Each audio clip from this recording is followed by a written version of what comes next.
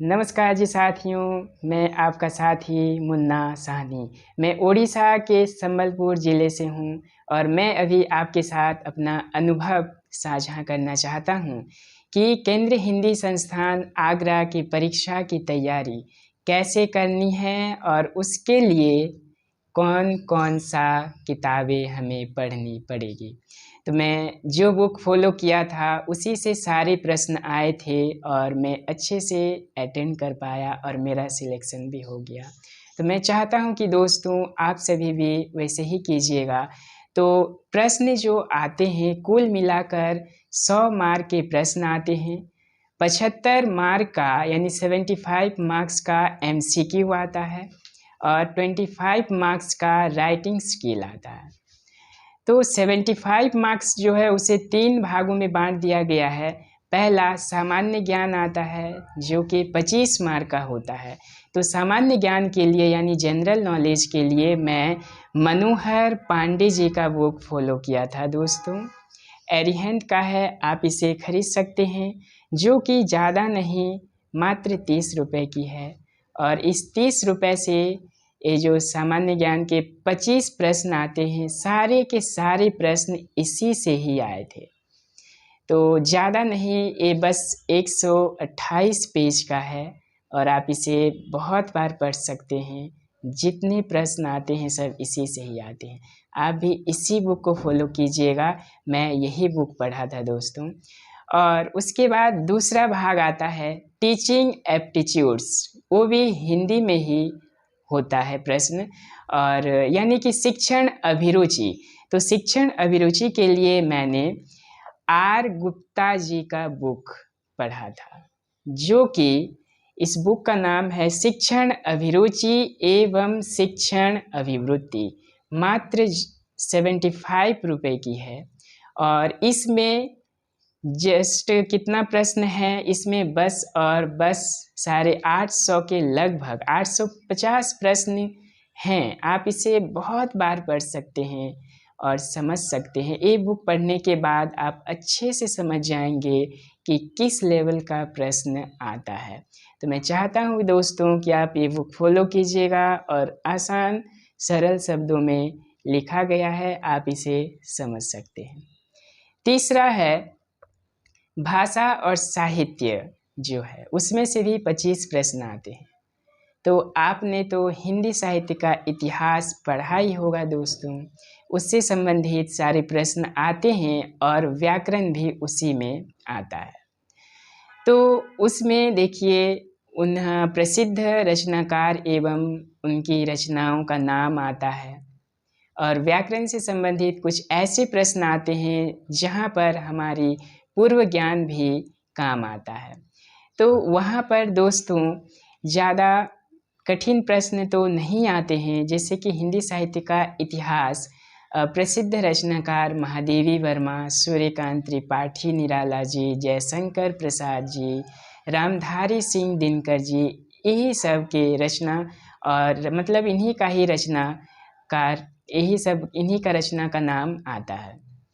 तो और कुछ व्याकरण संबंधित प्रश्न भी आते हैं दोस्तों, जैसे कि कुछ शब्द दे दिया जाता है और वहाँ पे हमें अर्थ बताना होता है, और मुहावरे भी आते हैं, लोकोक्तियाँ भी आते हैं। इसी तरह के बहुत ही सरल प्रश्न आते हैं दोस्तों, लेकिन उसके बाद भी बहुत बच्चे, बहुत कैंडिडेट्स एग्ज़ाम देते हैं और बहुत लोगों का सिलेक्शन नहीं हो पाता है।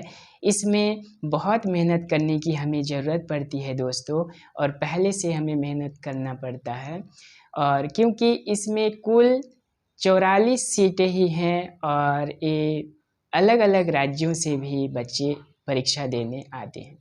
और चौथा भाग रहा जो कि राइटिंग स्किल, जो कि 25 मार्क का आता है। तो उस राइटिंग स्किल में निबंध आते हैं, पल्लवन आता है और कुछ अनुच्छेद दिया जाता है यानी पैराग्राफ, उसका सारांश भावार्थ लिखना पड़ता है। बहुत ही कम शब्दों में ही लिखना पड़ता है दोस्तों। और वहाँ पे हमें ये चीज़ ज़रूरी होता है कि हम कम से कम शब्दों में कैसे हम अपने विचार को अच्छे तरह से सरल रूप से रख सकें, जैसे कि जो कि समझ आए उसी तरह हम सरल से सरल शब्दों में लिख सकें।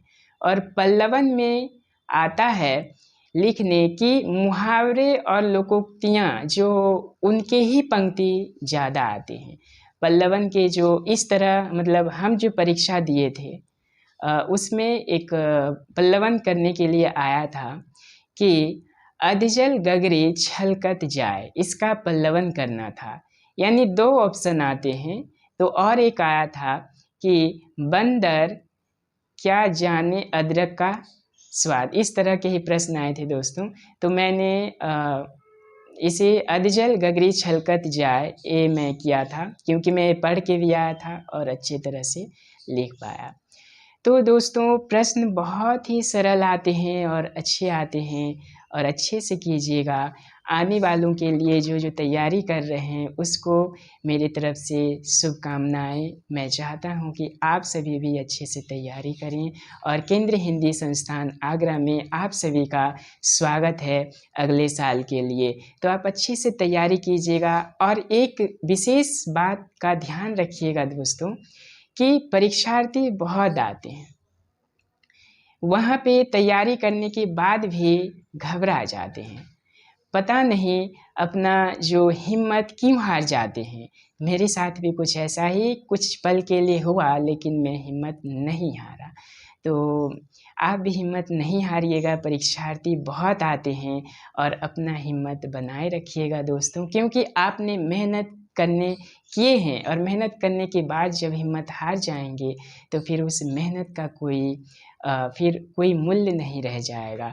अपने आप को हर पल समझाते रहिएगा और ज़्यादा नहीं डरिएगा, बस बेफिक्र होके आप एग्ज़ाम दे के आइएगा और अच्छे से, क्योंकि डरने वाली बात नहीं है। मैं भी आपको बोल रहा हूँ क्योंकि मुझे भी डर लग रहा था, मुझे भी मेरे सीनियर ने हमेशा प्रोत्साहित किए थे, और इसी तरह कि मैं भी आपको यही बात बोल रहा हूँ कि आप भी नहीं डरिएगा और आराम से लिख के आइएगा। इसमें कोई डरने वाली बात नहीं है।